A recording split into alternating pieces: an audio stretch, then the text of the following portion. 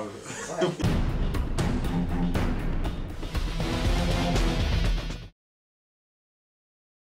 Alors effectivement, on a une baisse très forte puisqu'on est passé en gros de 110 $ à peu près en juin et aujourd'hui on est autour de 50 $. Donc en gros on a divisé par 2 le prix du pétrole et on a 2 raisons essentielles en fait qui expliquent cette baisse.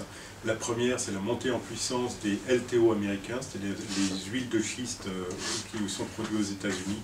Donc ça c'est le premier effet, je dirais que c'est un effet maintenant structurel. Et le deuxième élément, c'est la décision de l'Arabie Saoudite de ne plus jouer son rôle de swing producer, c'est-à-dire d'ajustement de la production sur le marché.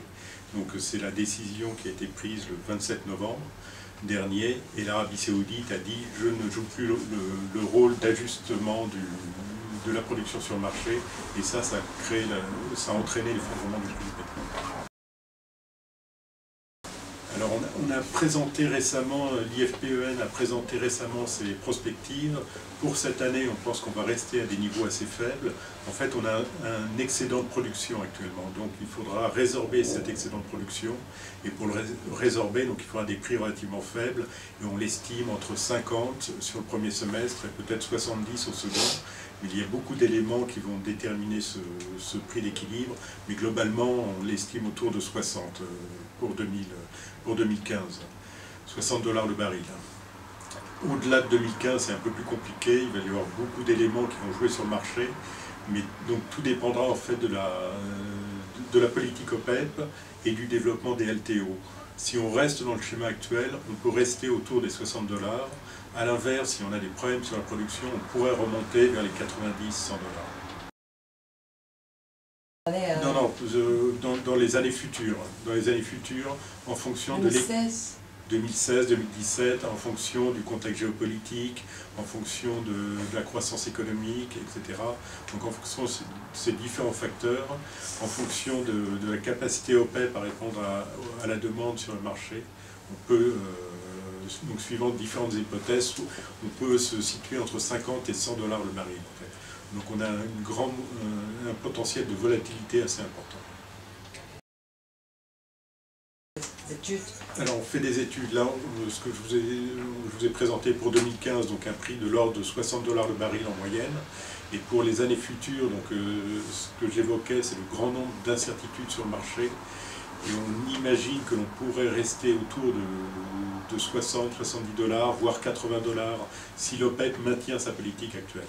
Donc dans le cadre de la politique actuelle de l'OPEP, on pourrait se situer entre 60 et 80 $ le baril.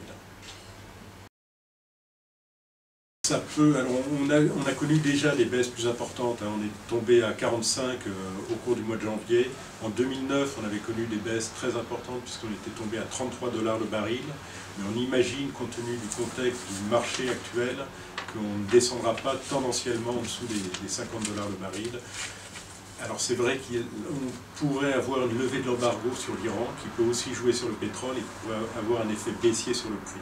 Donc on pourrait descendre autour des 40 $, c'est envisageable de façon ponctuelle au cours de l'année 2015. Alors, ce qu'il faut voir, c'est que les montants en jeu sont énormes. Pour avoir des ordres de grandeur, le fait de passer de 100 $ à 50 $, ça représente à peu près 2% du PIB mondial. Donc c'est des montants de l'ordre de 1000 milliards $. Donc c'est des montants énormes.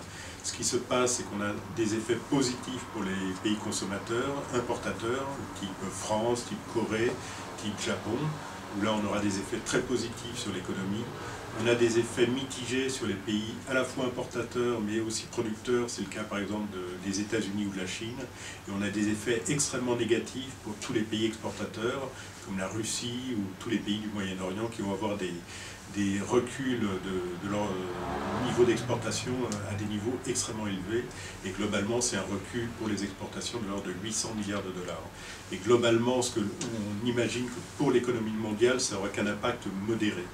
Donc c'est ce que dit le FMI, par exemple, que entre ces effets positifs pour les pays consommateurs et les effets négatifs pour les pays importateurs, globalement, pour l'économie mondiale, l'effet est à peu près neutre. Donc les tendances de fond, on pourrait dire qu'il y a un scénario central en fait pour le prix. Ce scénario central reposerait sur deux hypothèses fortes. La première, c'est le maintien de la politique OPEP. c'est-à-dire de ne plus jouer son rôle de régulateur du marché. Et le second élément, c'est la croissance toujours des LTO américains, des light tight oil américains. Et si on reste sur cette base, on peut imaginer que les prix devraient rester assez faibles, c'est-à-dire autour des 70 $ le baril. Donc dans ce scénario, on peut imaginer qu'on pourrait continuer à avoir des prix assez faibles. On peut imaginer des scénarios inverses, mais avec un changement de stratégie, essentiellement basé sur un changement de stratégie de l'OPEP, et là on pourrait avoir une remontée des cours dans les prochaines années autour d'un prix d'équilibre de l'ordre de 90 à 100 $ le baril. Voilà, tout à fait, les pays importateurs très dépendants, comme la Corée effectivement, qui importe tout son pétrole de l'extérieur, en France on est dans la même situation. Pour ces pays-là, c'est effectivement des impacts très positifs, et on peut les chiffrer, suivant les pays, à 0,7, 1% du PIB de ces pays-là. Donc c'est des impacts effectivement très positifs.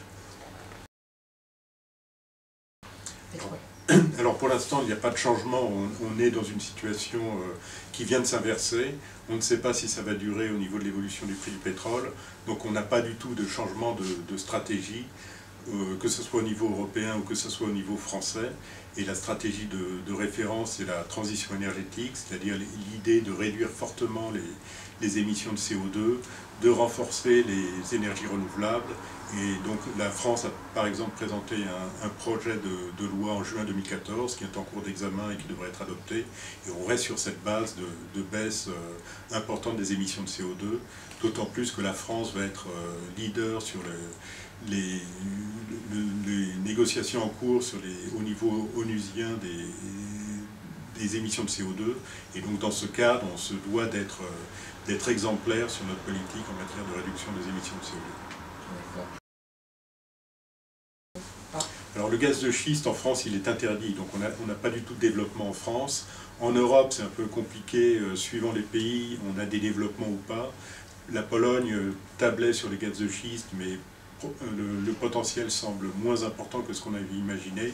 Il reste l'Angleterre qui a des plans de développement, mais la vraie révolution, elle s'est faite aux États-Unis essentiellement, où là on a un changement radical du paysage qui impacte le marché mondial par le biais des échanges, que ce soit de gaz initialement et maintenant de pétrole. Donc la baisse du prix, elle est liée, la baisse du prix du pétrole actuel est fortement liée à ce développement des ressources non conventionnelles, que ce soit le gaz de schiste ou les huiles de schiste depuis 2009, c'est un peu plus récent. Donc c'est une vraie révolution pour le marché américain qui a des impacts au niveau mondial. Alors oui, les compagnies internationales, enfin les majors, mais même les compagnies nationales qui produisent du pétrole ou du gaz sont obligées de s'adapter à ce nouvel environnement. Donc cette baisse de 100 à 50 $ aujourd'hui du baril modifie sensiblement leur stratégie. Et la première chose qu'ils sont obligés de faire, c'est de réduire drastiquement leurs dépenses. Et donc c'est ce qu'a annoncé par exemple Total, une baisse de 10% des investissements, c'est-à-dire des montants de l'ordre de 2 à 3 milliards de dollars. Et l'ensemble des compagnies sont en train de revoir tous les projets pour s'adapter à ce nouvel environnement, en imaginant que cela pourrait durer. Donc il faut aujourd'hui des projets qui puissent passer, enfin qui soient économiques à des niveaux de prix beaucoup plus faibles que ce que l'on a connu avant. Non, il n'y a pas vraiment de... Ce qu'il faut, en fait, il faut regarder l'ensemble des projets et regarder ceux qui peuvent passer, ceux qui ne passent plus à un environnement autour de 60 $ le baril. Donc c'est pas la diversification de leurs projets qui est en cours, mais plus le choix, la sélectivité des projets. Et donc la diversification, ils l'ont déjà faite par le passé, c'est-à-dire ils traitent à la fois des huiles de schiste, du gaz de schiste, de l'offshore très profond, du gaz naturel liquéfié, le LNG. Donc ils sont présents sur l'ensemble de ces créneaux, mais l'enjeu aujourd'hui c'est d'être plus sélectif dans le choix de leurs projets et donc de réduire leurs dépenses compte tenu de la baisse des recettes pétrolières pour les compagnies internationales, enfin les compagnies pétrolières. C'est ce que dit Total. Total annonce effectivement, si on repart sur des prix que l'on a connu par le passé, les compagnies pétrolières à nouveau investiront. On a des besoins, de toute façon c'est un besoin d'investir puisqu'on a une croissance de la demande de pétrole et on a en même temps une baisse tendancielle de la production traditionnelle de pétrole. Donc on a besoin d'investir dans l'amont pétrolier. Et si cet investissement devait être trop faible dans le futur, ça se traduira par des hausses très fortes des prix. Donc les compagnies pétrolières sont obligées d'investir pour maintenir un certain niveau de production et éviter justement des envolées de prix. Alors tout va dépendre en fait de la durée de cette baisse. Pour l'instant, on est plutôt dans l'idée d'une baisse. Donc cela aura des effets positifs sur toutes les industries en fait, qui sont consommatrices d'énergie. Et c'est le cas en particulier de la pétrochimie. Donc les marges de ces sociétés grosses consommatrices d'énergie vont être sensiblement améliorées. Donc c'est un bénéfice, c'est un impact très positif pour ces sociétés, à l'image des consommateurs qui vont payer moins. Et donc globalement, c'est des impacts positifs pour l'économie coréenne et pour les grosses sociétés importatrices, enfin dépendantes du pétrole. Les États-Unis sont dans une situation très différente par rapport à ce qu'on pouvait anticiper en 2005. En 2005, on imaginait qu'ils allaient être très dépendants du gaz et continuer à être dépendants du pétrole. La situation aujourd'hui a radicalement changé. Sur le gaz, ils sont indépendants et ils vont probablement exporter du gaz, à partir de cette année d'ailleurs. Et sur le pétrole, ils importent beaucoup moins de pétrole qu'auparavant. Donc c'est vrai qu'on peut imaginer un changement de position des États-Unis. Malgré cela, ils ont des intérêts géostratégiques très importants au Moyen-Orient. Et je pense que la coopération, en particulier avec l'Arabie Saoudite, qui date de la Seconde Guerre mondiale, enfin de la fin de la Seconde Guerre mondiale, restera un axe fort pour les Américains. Néanmoins, ils ont ce qu'avait dit Obama, en fait, c'est qu'il a une possibilité de dialogue un peu plus large, et on l'a vu avec l'Iran, par exemple, où il y a des négociations en cours sur le problème nucléaire. Et c'est vrai qu'ils ont une position un peu plus favorable vis-à-vis de l'Iran que ce qu'ils pouvaient avoir auparavant, quand ils étaient plus liés à l'Arabie Saoudite. Donc on note un certain changement de la position américaine, mais pas une rupture radicale. Ils resteront présents au Moyen-Orient. Alors sur l'Europe en général, c'est eu un effet, je dirais, très néfaste en fait. Alors c'est eu un effet positif sur le prix du gaz. Donc les États-Unis devaient importer du GNL, en fait ils n'apportent pas de gaz. Donc ça a plutôt tendance à détendre le marché, donc avoir des prix un peu plus faibles. Mais en même temps, ça a eu des effets négatifs dans la mesure où ça a libéré du charbon sur le marché mondial. Et donc le prix du charbon est plus faible et structurellement en baisse. Et donc ça veut dire que le prix du charbon, enfin le charbon est devenu plus compétitif que le gaz sur le marché européen. Et donc c'est pour ça qu'on a vu en Allemagne un développement assez fort de la consommation de charbon pour la production d'électricité. Dans le cadre de leur politique d'abandon du nucléaire, ils sont passés en fait ils ont consommé un peu plus de charbon. Donc ça a des effets assez négatifs pour l'Europe de ce point de vue-là. Et donc ça a tendance à faire baisser les prix de l'électricité, et donc pour les marges des distributeurs, ça a des effets assez peu positifs pour le moment. Pour l'instant, il y a deux facteurs qui sont très positifs pour la France et pour l'Europe en général. Le premier, c'est la baisse de l'euro, donc qui améliore la compétitivité des entreprises exportatrices. Et le deuxième facteur, c'est effectivement le pétrole. Donc cette baisse du pétrole, qui entraîne aussi la baisse du prix du gaz, a des effets extrêmement positifs pour les marges des entreprises. Et donc on a un espoir de relance économique en Europe et en France, en particulier grâce à ces deux facteurs. Donc c'est un élément très positif pour les entreprises françaises. Le nucléaire présente un avantage en termes d'indépendance énergétique. Ça a été le choix de la France, donc de développer une industrie du nucléaire assez forte. C'est le choix effectivement de la Corée, du Japon qui a aussi développé Et donc ça a des effets en termes d'indépendance énergétique extrêmement importants. Et donc il y a des débats, par exemple en France, sur les problèmes de sécurité, mais globalement on aura du mal à remettre en cause ces choix. Donc c'est des choix forts et donc qui présentent des intérêts en termes d'indépendance, en termes de sécurité et en termes économiques. Donc pour l'instant c'est des choix qui sont discutés mais qui présentent un intérêt pour les pays qui ont fait ce choix par le passé.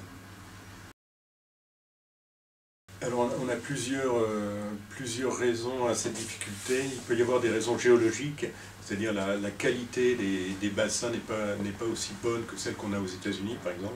C'est ce qu'on a vu en Pologne. Le niveau de production des bassins n'était pas au niveau de ce qu'on connaît aux États-Unis. Donc c'est un problème de coût, c'est des coûts trop élevés. Donc ça c'est un premier élément. Le deuxième élément c'est une acceptation sociétale. C'est ce qu'on voit en France par exemple, il y a un refus d'une partie de la population et donc des choix politiques après qui ferment le développement des gaz de schiste. En Allemagne, on est dans une situation assez proche, c'est-à-dire des débats très forts entre ceux qui sont favorables pour des raisons économiques et ceux qui sont opposés pour des raisons environnementales. Donc l'Allemagne n'a pas encore véritablement tranché. Et au Royaume-Uni, on est plutôt dans une position favorable. A priori, il y aurait un potentiel au Royaume-Uni, mais après, le problème, c'est aussi la densité de population en Europe qui est plus forte qu'aux États-Unis, et donc on n'imagine pas qu'on aura un développement aussi fort que ce qu'on a pu connaître aux États-Unis. Donc c'est trois niveaux à la fois géologiques, à la fois sociétaux et à la fois environnementaux. C'est trois niveaux et de la densité et de la situation de la population en Europe qui expliquent qu'on n'a pas la même situation par rapport au développement qu'on a connu aux États-Unis. Non, les compagnies internationales type Total ou autres, enfin les majors sont implantées dans le monde entier. Elles vont toutes avoir à peu près la même stratégie, c'est-à-dire de réduction des coûts, réduction des dépenses, réduction des investissements. Donc il n'y aura pas d'impact majeur du changement sur le marché pétrolier en fait. Et elles essaient aussi de s'implanter pour le développement des huiles de schiste ou des gaz de schiste aux États-Unis. Donc elles sont allées s'implanter aussi aux États-Unis pour participer à cet Eldorado pétrolier gazier américain. Alors la situation de la Russie en ce moment est extrêmement difficile puisqu'ils subissent à la fois les sanctions mises en place par l'Europe et par les États-Unis. Ils subissent la baisse du rouble et ils subissent la baisse du prix des matières premières, donc du pétrole et du gaz. Donc ils sont dans une situation assez difficile. L'impact se chiffre en centaines de milliards de dollars, c'est à peu près 140 milliards de dollars le fait d'avoir une baisse des prix du pétrole. C'est de l'ordre de 5% du PIB, donc c'est des niveaux extrêmement élevés. Le FMI annonce une décroissance l'année prochaine avec un taux de croissance de moins 3,5%, donc des niveaux des niveaux d'ajustement économique extrêmement forts. Donc voilà, la situation est assez difficile actuellement pour la Russie. Ouais. Pour le futur ? Pour le futur, tout dépendra. Il y a un enjeu géopolitique fort compte tenu de la tension avec l'Ukraine, qui est en train des négociations sont en cours pour essayer de trouver des solutions. Donc le futur dépendra en grande partie de deux facteurs en fait. Cette négociation sur l'Ukraine, en espérant qu'on aura des résultats positifs. Donc il y a une négociation en cours avec la France et l'Allemagne. Et le deuxième point, c'est le prix des énergies qui va peser fortement au niveau budgétaire de la Russie. Donc c'est deux enjeux pour la Russie actuellement. Alors ça a plutôt des impacts négatifs. Donc c'est un partenaire commercial aussi important, par exemple pour l'Allemagne. Donc ça peut avoir des effets plutôt négatifs. Mais globalement, on le voit, l'Europe commence à avoir un taux de croissance qui repart. Et l'effet Russie, c'est une moindre croissance en fait. Et ça n'empêche pas une relance en cours, enfin, qui est attendue pour l'Europe en 2015. Donc c'est un effet à la marge. Mais par contre, si on avait une résolution du conflit et si on reprenait des relations normales, c'est vrai que ce serait à nouveau un élément positif pour la croissance à la fois de l'Europe mais aussi de la Russie. Donc après 2016, on a deux scénarios un peu opposés pour le prix du pétrole, soit 50 $, 50-60 $ si on reste dans la situation actuelle, et on pourrait monter sous certaines hypothèses jusqu'à 100 $, voire plus en cas de sous-investissement. Thank you very much.